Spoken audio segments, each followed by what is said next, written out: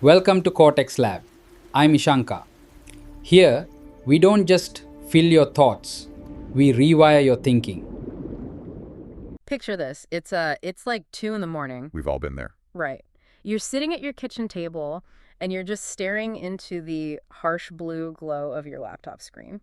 The house is completely silent. Exactly. Completely silent. But, inside your head, it's deafening because you have these real, highly marketable skills. You know you do. Yeah, you understand like advanced graphic design, or you write razor-sharp conversion copy, or maybe you've got this incredible broadcast quality of voiceover setup. And you know you can execute the work at a totally professional level. Right. But when you go onto these massive freelance platforms, you are functionally invisible. I mean, you're buried on page 50 of the search results. Staring at an interface that feels less like a marketplace and more like an impenetrable black box. Totally. Well, welcome to this special edition of our deep dive. This is brought to you in partnership with Cortex Lab, and we're super excited about this one. Yeah, because today we are not just skimming the surface of the gig economy, we're getting right into it. We're basically tearing open the mechanics of how these giant digital marketplaces actually function. And, more importantly, how you take a profile from complete algorithmic obscurity to generating a highly predictable, sustainable revenue stream. Which is the dream, right? But it's a critical conversation because the barrier to entry on these platforms is, it's essentially zero. Right, which creates this incredibly dangerous illusion. People assume that because setting up an account is frictionless, it takes 10 minutes, that the marketplace itself operates as a pure meritocracy. Like cream naturally rises to the top. Exactly. But the reality is that having top-tier skills is really just the prerequisite to play the game. It just gets you in the door. Yeah. The actual game is mastering the platform's internal search architecture. It's understanding reputation velocity and manipulating pricing levers to actually trigger the algorithm to favor you. So today's mission, we've taken this massive stack of guides on freelance success, from beginner blueprints all the way to like advanced marketplace strategies. And instead of just giving you a dry list of facts, we're going to walk through exactly 5 key lessons. We're going to distill this into a real roadmap. Yeah, a roadmap to take a beginner from total obscurity to potentially earning like up to $5,000 a month. Which is kind of the operational ceiling for a solo operator before they have to start, building an agency. Right.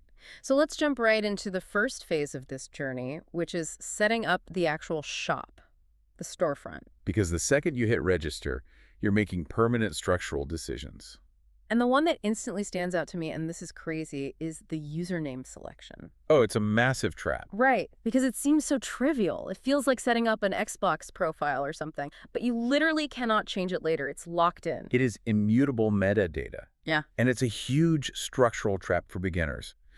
Because, think about it, you can't rebrand a bad username later. So if you start out offering, casual beta reading for indie authors, and then 3 years later you pivot to high-ticket B2B white papers. Right, and your username is like a joke you made in college. Book Nerd 99 trying to sell a $5,000 corporate document. Exactly. You introduce immediate cognitive friction for a corporate buyer. They see a mismatch between this premium price tag and the unpolished branding, and they just bounce. And bounce rate is toxic, isn't it? Oh, it's absolutely toxic to your search ranking. The algorithm hates it. So the initial branding has to be clinical. But let's look at the actual offering, what they call the gig or the service page. This is your core sales pitch. Yeah. You get an 80-character title and a 1,200-character description. And I think the instinct for anyone coming from like the traditional corporate world is to treat this exactly like a resume. Which is a huge mistake. Right. You want to list everything. You say, I am a full-stack designer. I do logos, UI, brochures, web design, everything. But doing that here is basically algorithmic suicide. It fundamentally breaks the matching engine. Yeah. You have to understand that a platform like Fiverr or Upwork, it's not a bulletin board. It's a search engine. It is a highly tuned, hyper-specific search engine. So if a buyer needs a really specific asset, say a 2D isometric vector graphic for a software landing page. They're typing those exact words into the search bar. Exactly, those exact long-tail keywords. If your title is just, I will do professional digital design, the algorithm has zero incentive to show you to them. Because your keyword match is practically zero. Right. Let's look at the story from the sources to illustrate this. We have seller A and seller B. Okay, seller A. Let's say seller A casts this super broad net. Their title is generic. Their 1,200 character description reads like this huge, sprawling cover letter about their whole life. And their portfolio thumbnail is probably like a messy collage of 5 totally different, unrelated projects. Right. Now, Seller B takes the complete opposite approach. Their title is ruthlessly targeted. Something like, I will design a 2D cartoon avatar for your tech blog. Love that. And their description is strictly formatted with bullet points hitting the buyer's pain points. And the thumbnail is just one single stunning high-res example of that specific avatar. Seller B dominates. Every single time. Because of the algorithm. Well, yes, for 2 reasons. First, the algorithm reads that strict keyword alignment and ranks Seller B higher for that specific query. Makes sense. But second, and honestly, this is more important, it reduces the cognitive load on the human buyer. Oh, that's interesting. What do you mean by cognitive load? When a buyer clicks Seller B's profile, they don't have to think. They don't have to hunt through a sprawling portfolio to figure out if the seller can do the specific style they need. The solution is just presented immediately. It's right there in their face. Exactly. Seller A forces the buyer to do the mental work of translating generic skills into their specific solution, and buyers won't do that work. They'll just hit the back button. So it's almost like setting up a highly specific window display. Like if you put everything you own in the window, it just looks cluttered and distracts people. That's a great way to look at it.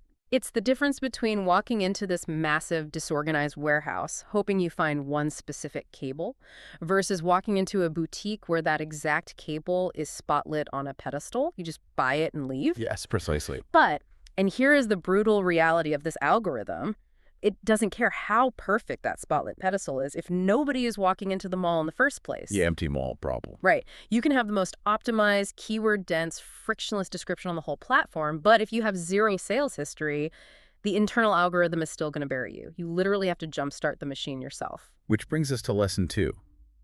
This cold start problem is the hardest phase of the digital freelance lifecycle. Because you have no data. Exactly. The internal recommendation engine runs on historical data. Conversion rates, click-through rates, completion metrics.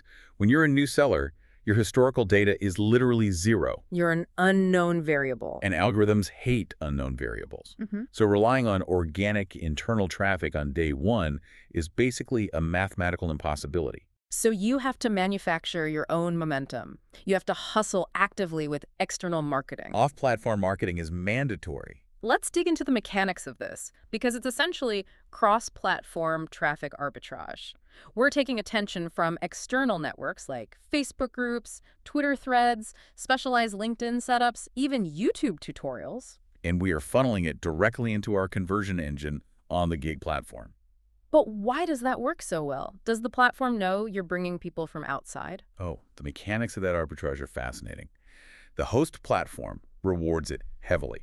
If you generate an inbound link from, say, a highly relevant YouTube video you made, and that viewer clicks through to your gig and makes a purchase. You get the money from the sale, obviously. Yes, but more importantly, you're signaling to the platform's algorithm that you are capable of acquiring external users and bringing them into their walled garden. Oh, wow. You're basically doing their marketing for them.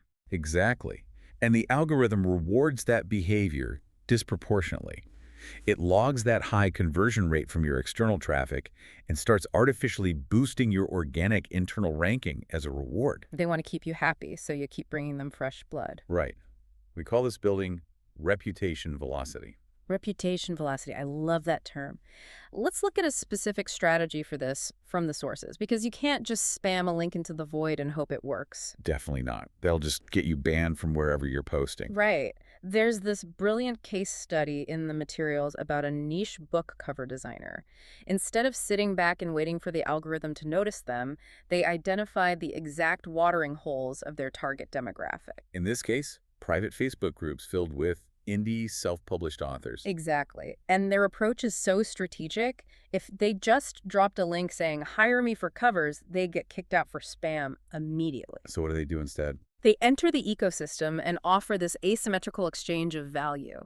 They post something like, hey, I'm refining my portfolio, and I will design a top-tier cover for 2 members of this group completely free. Providing massive upfront value. Right. They deliver absolute premium work, and the only catch is that if the author loves the work, they just ask for referrals to the rest of the group. And they offer future group members a locked-in discount. Notice this shift in the power dynamic there. Yeah, it completely changes the conversation. By providing that massive upfront value in a localized niche, they transition from being, a vendor begging for scraps to becoming a recognized authority within that specific micro community. It reminds me of being a local band. Like, you can't just play in your garage and hope a record executive walks by. You have to actually go hand out flyers at the local coffee shop, play the open mics, build a tiny local following first. That is a highly accurate analogy. You're artificially generating those initial data points so the ecosystem can validate your worth. And once that external marketing works, once that indie author clicks your link, buys the package, and you deliver the work, the whole operational dynamic flips. You're no longer fighting for algorithmic attention. Exactly. Which brings us to lesson 3. You are now fighting for algorithmic survival. Because now we enter the crucible of the review system. And this currency of trust, this reputation management, is incredibly unforgiving. It really is. The data shows that the absolute floor for viability on these platforms is a 4.5-star average rating. A 4.5? That seems insanely high as a baseline. It is. If you dip below a 4.5, your visibility is effectively throttled by the algorithm. But statically, that's terrifying. Like, if I deliver perfect work to 9 clients and the 10th client is just having a bad day and leaves a 1-star review out of spite, my average takes a massive hit. Does the algorithm really punish you that severely for a single anomaly? It absolutely does. We have to look at the mathematics of reputation aggregation. If you have 10 reviews, 9 5-stars and 1 1-star, your average is 4.6. So you're already right on the edge. You are dangerously close to the algorithmic cliff. The margin of error approaches 0. This is why aggressive reputation management isn't just, a customer service task. It is the core defensive strategy of your entire business model. You can't just passively hope for 5-star reviews. No, you have to engineer them. Okay, but how do you engineer a metric that is ultimately out of your control? The client clicks the stars, not you. You do it by manipulating the psychological delta between expectation and delivery. We call this the systematic deployment of bonuses. Adding extra value to secure the review. Exactly. So if a client orders a standard 2D vector logo, their expectation is set exactly at that deliverable. Right, they expect a 2D logo. But if you deliver the 2D logo, and you also include a high-resolution 3D mock-up of that logo on a corporate building or a business card. Which probably takes you like 3 minutes using a pre-built template. Right, practically 0 extra effort for you. But you completely shatter their expectation. You over-deliver on the back end so heavily that the client feels psychologically compelled to balance the ledger by giving you a flawless 5-star review. Wow. You're creating an artificial debt of gratitude. Precisely.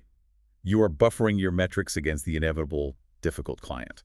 But let's talk about those difficult clients. What happens when you encounter someone who just cannot be appeased? The client who continuously expands the scope, demands endless revisions, and clearly signals that a negative review is coming no matter what you do. That is the nightmare scenario. And it brings us to one of the most fascinating operational levers on these platforms, the force cancel. The force cancel. Yes. If you're trapped in a toxic contract, the platform actually allows you to unilaterally terminate the order. Wait, really? You can just pull the plug? You refund the money, you surrender the time you spent, but you kill the contract before the client can leave a review. It is the ultimate fail-safe. That is wild. It's almost like having a bouncer for your own business. You can actually fire a toxic customer before they completely trash your store. It's a perfect analogy.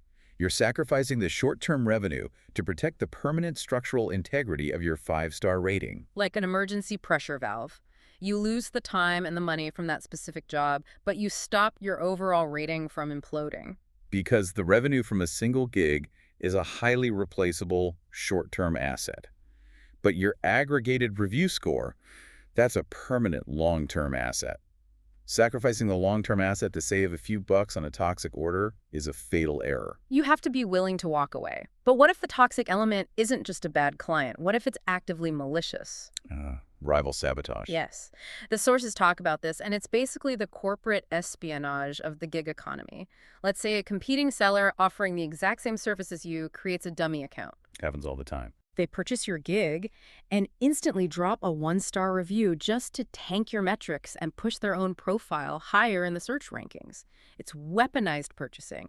And if they hit you with that, the pressure valve, the force cancel, is useless because the review is already live. Right. Rival sabotage is a known systemic vulnerability in any decentralized marketplace. When it happens, you have to transition immediately from customer service mode into forensic evidence gathering. Forensic evidence gathering. Yes.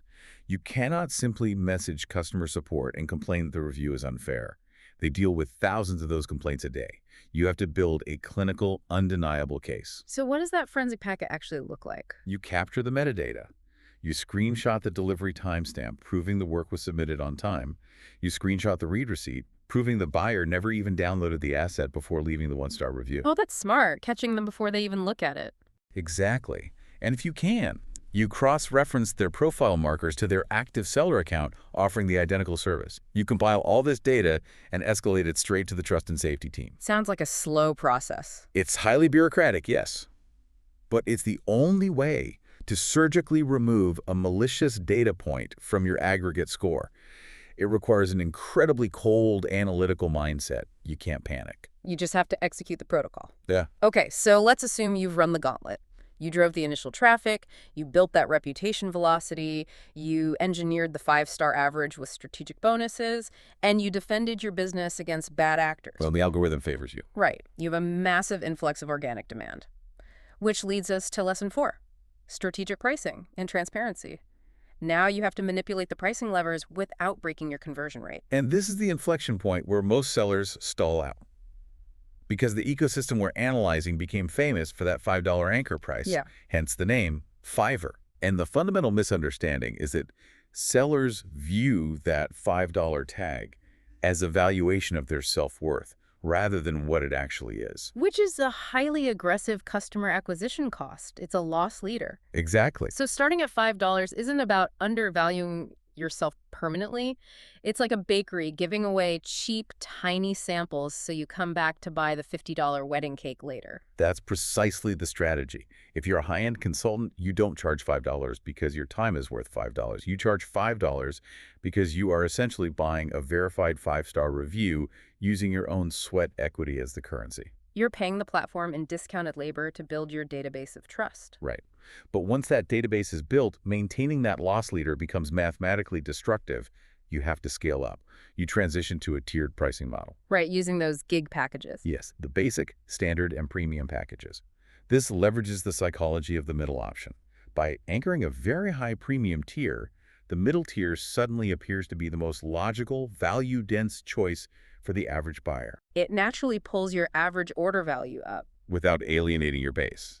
But there is a massive conversion killer lurking in the pricing strategy that the sources heavily emphasize.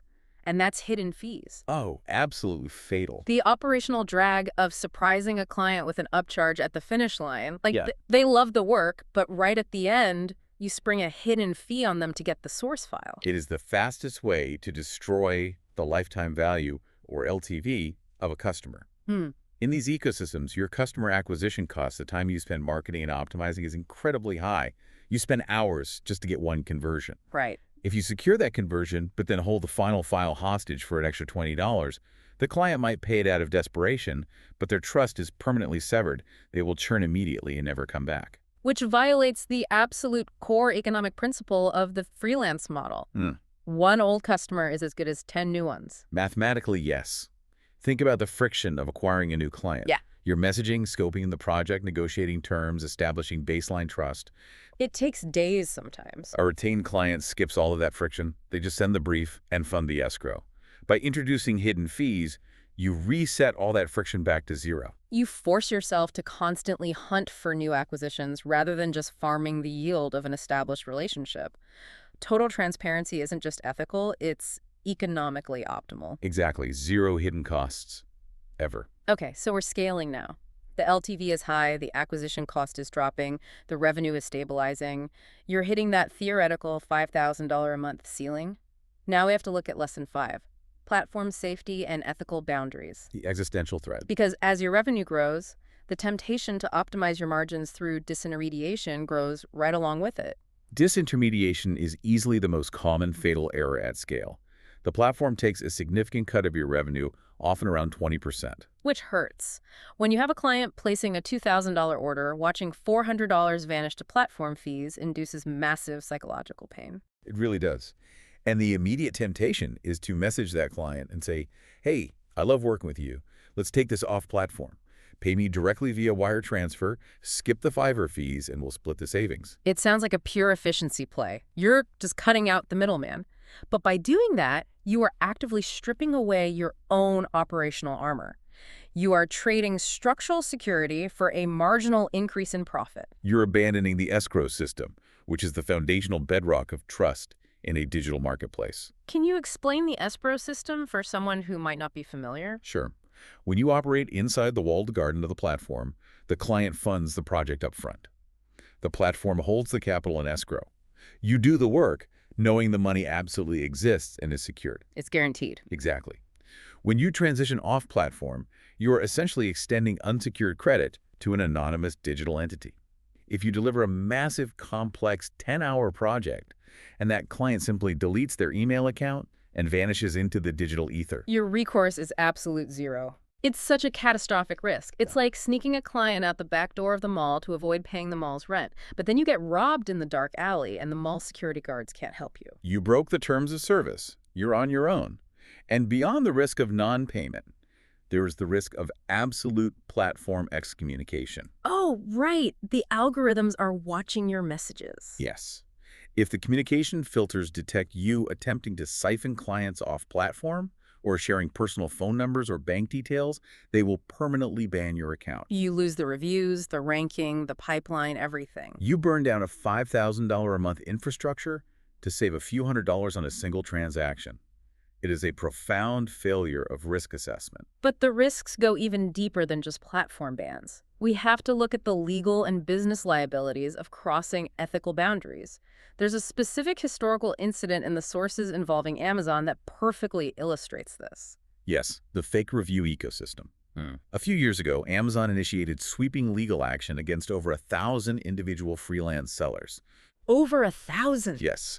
These were sellers who were offering to write fake, verified product reviews for Amazon listings for $5 apiece. Which is strictly prohibited. And this is where we really have to separate moralizing from pure business logic. Like, forget the ethics of it for a second and just look at the risk-to-reward ratio. It's absurd. You are risking a permanent ban from a global marketplace and simultaneously exposing yourself to corporate litigation from a trillion-dollar conglomerate, all to secure a $5 transaction. It is literally the worst possible trade you could ever make. It is a systemic business risk. Your entire operational model relies on the integrity of your digital footprint.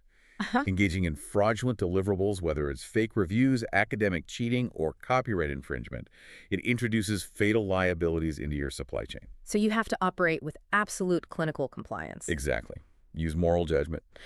All right, so let's pull back and look at the entire operational framework we've constructed today through these 5 lessons. The full roadmap. First, it's not about passively waiting for clients to discover your generic resume.